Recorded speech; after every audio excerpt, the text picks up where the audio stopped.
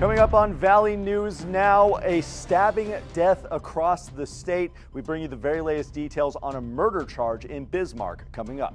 The search for a missing Wahpeton man today, 73-year-old Alfred Oden's family now speaking with Valley News Live. Our Annabelle Weber has more details. Plus, that deadline is quickly approaching. We'll tell you all of the candidates that we know so far who have filed to be the next mayor of Fargo. Valley News Now is live.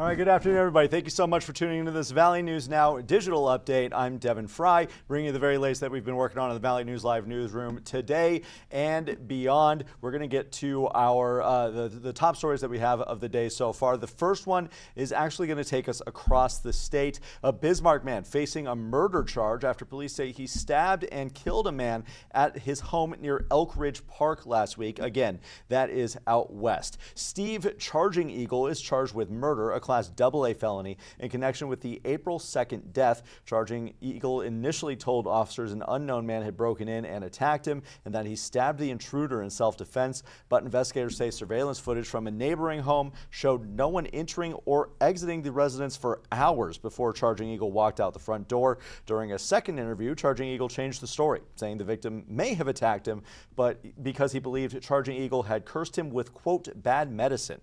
He later admitted he likely caused the victim's injuries, but said he could not remember the details. The victim suffered numerous stab wounds to his head, neck, face, and back. Charging Eagle is now in custody at the Burleigh County Jail. A federal development locally here. A Fargo man has agreed to plead guilty to threatening President Donald Trump on social media. Andrew Sandvik signed a plea agreement admitting he posted a message on August 30th, 2025 that read, quote, "Trump, I am threatening your entire existence. Your SS cannot protect you from me." Again, that's a direct quote from this man's Facebook page. Sandvik admitted he posted the message knowingly and willfully, and that a reasonable person would have viewed it as a true threat. Federal investigators say his online threats escalated between August and October 2025, targeting President Trump, the Secret Service, and local law enforcement as well. The FBI's Behavioral Analysis Unit found his behavior consistent with patterns of targeted violence. If the plea is accepted by a federal judge, Sandvik could face up to 5 years in federal prison and a $250,000 fine. That was a story that we broke for you first here on Valley News Live when those federal charges were filed. Now we await a date to see a sentencing here and whether or not that plea agreement gets accepted. Let's go ahead and check out the weather systems moving through right now. Again, our First Alert Storm team gonna be on this today. We're gonna hear from Summer Schnellbach in just a second. Cold return to the work week after the weird snowy Easter weekend. After I managed to dig myself out of my driveway, my car didn't leave until this morning, but somehow, some way we made it out. Good news, sunny skies with us today. Another round of rain and wintry mix possible later, though. Let's hear from the experts on this. Summer Schnellbach joining us to tell us when those potential weather systems could move through. Well, the snow is all gone, at least falling from the sky, but you can see it from space. Take a look at this visible satellite. This large swath from northern Minnesota down to south central North Dakota is the snowpack. And our forecast did verify a few more locations seeing more than a foot of snow. That full list can be found right now on valleynewslive.com. Now let's look ahead. Our next weather maker just around the corner. It's not going to dump a foot of snow, but it will bring some rain showers, a couple of snow showers, and some wind. The rest of today looking quiet and clear. Clouds increase late tonight, as does a south wind. A few flakes along the international border. That's about it for our Tuesday until late Tuesday night into early Wednesday morning. A cold front brings more rain showers and south wind, a bit of wintry mix possible in northern Minnesota. And then by Wednesday afternoon, some wraparound showers and some blustier winds out of the west-northwest and a few more flakes as well. When it comes to our temperatures, warming up through the rest of the week, a little dip on Thursday behind Wednesday's system, back to the 40s and 50s in time for the weekend. Thank you so much for that update, Summer. Make sure you have your First Alert Storm Team weather app handy as we continue to track these. And also, Summer mentioned it. I don't have it as part of this show, but on our website right now, she does have snow totals from across the area on a story on our Facebook page. I know a lot of you were fascinated by it. I did my own measurement on my back deck in my home. Roughly 3 Diet Cokes tall was 2.5. 2.5 Diet Cokes tall was the snow on my back deck this weekend. Summer, thank you so much. We'll hear from our weather team all throughout the day on Valley News Live. Be sure to stay tuned. Let's get into more of the headlines that we have coming through the newsroom today. This one up in Grand Forks. A St. Paul man is behind bars after leading officers on a vehicle pursuit through Grand Forks early this morning. We're going to go ahead and pull up the mugshot here.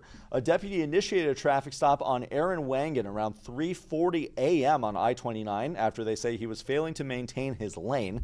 Wangan refused to stop, exited at Demers Avenue, and swerved into oncoming traffic. Officers deployed a tire deflation device, but Wangan kept going, reaching speeds of 100 miles an hour before stop 6 punctured his front tires. A deputy then performed a pit maneuver and tactical vehicle intervention to end the pursuit. Wangan is charged with fleeing, reckless endangerment, DUI, refusal of a chemical test, criminal mischief, and destruction of a highway. No injuries were reported in this incident. Again, we're awaiting those formal charges. Those are the charges he was arrested on, according to a press release from the Grand Forks Police Department.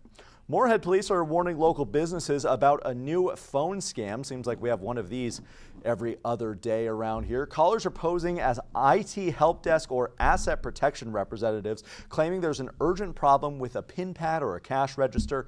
They then walk employees through what they call a calibration or a test process, which actually authorizes large credit card or gift card transactions. You can see where this is going. By the time the employees realize something's wrong, the money's already gone. Police are urging business owners to talk with staff and set clear policies for suspicious calls.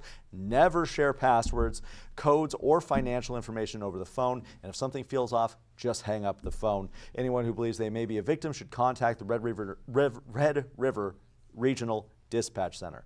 That was tough for me to say. We're going to move on to the next thing now very smoothly.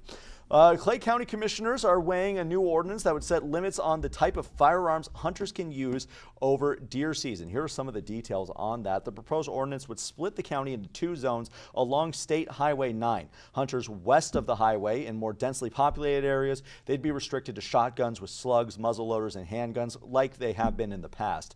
The hunters east of the highway could use all legal firearms, including rifles. The push comes after the Minnesota legislature repealed a decades-old state law that had made Clay County a shotgun-only zone since 1942. Any county ordinance must be reported to the DNR by May 5th to be included in this year's hunting regulations. We'll see how that goes. The Clay County commissioners meeting tomorrow. Let's go to our digital exclusive for today. An update on this story. I'm going to pull up this video first and foremost.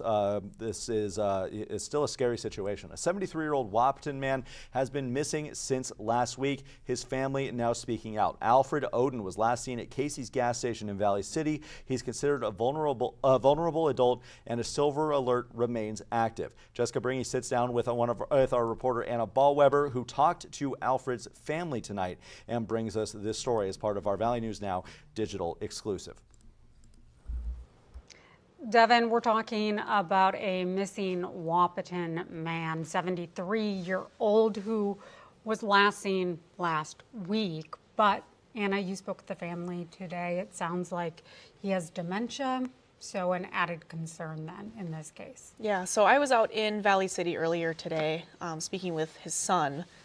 He believes that his dad had a trip to Fargo for something with a car, and was trying to get back to Wahpeton, but I think he got lost along the way. So the last place he was seen was a Casey's gas station in Valley City.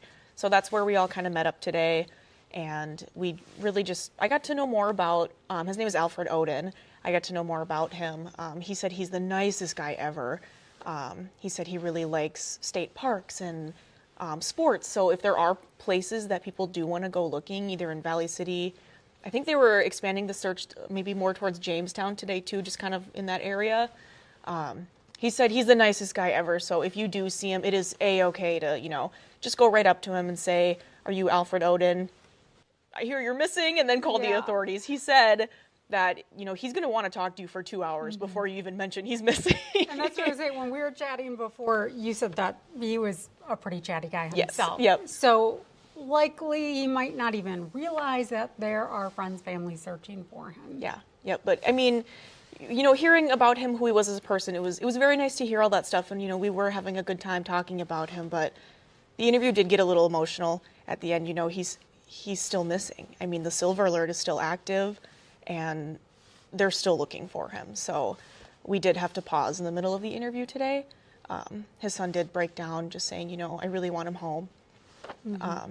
He did try to lighten it up by saying, you know, Dad, if you're out there, like, let's play pool. Like, you got the next break in pool. So it was tough. It was a tough interview. Yeah. Yeah. Well, we're going to hear more from the family coming up tonight at 6. Yes. Thank you Thank so you. much, Anna. 3. It only takes a split second, a glance down at your phone, a video, a notification, and everything on the road can change. Distracted driving has been a growing problem across Minnesota, and law enforcement says it's only getting worse. A recent video out of Forest Lake shows just how dangerous distracted driving can be. An ambulance driver, someone professionally trained to be behind the wheel, veering off I-35 and slamming into a truck. The driver admitted to being distracted and was ticketed. Minnesota State Patrol Sergeant Jesse Grabo has patrolled roads across the state for 28 years and says distracted driving remains one of the biggest dangers on the road today. When it comes to distracted driving, it's a problem here and it's a problem everywhere. It's something I've seen in my 28 years that's been bad, and it's only getting worse, compounded by the different things and the choices we make when we get in a vehicle. Number one is probably going to be the phones, but a number of other things go along with that. Minnesota law prohibits drivers from using a handheld device, but Sergeant Grabo says citations alone aren't enough. The only thing that will make roads safer is drivers choosing to put the phone down before putting the car in drive. That's Harris's praise story for tonight. Be sure to stay tuned for that and much more coming up on Valley News Live. Valley News Live at 4, set to start in about 9 minutes here. We got shows at 4, 5, 5:30, 6, 6:30, 9, 10. Don't forget Valley News Now at Night with Jessica Bringing coming up tonight at 8:30 on your streaming platforms as well. Make sure you have your news app handy. We've got you covered wherever you want to see us. Valley News Now is there. Thank you all for tuning in for this Valley News Now digital update. We'll see you back here tomorrow. Same time, same place from our Valley News Now Digital Content Center. I'm Devin Fry, Valley News Live.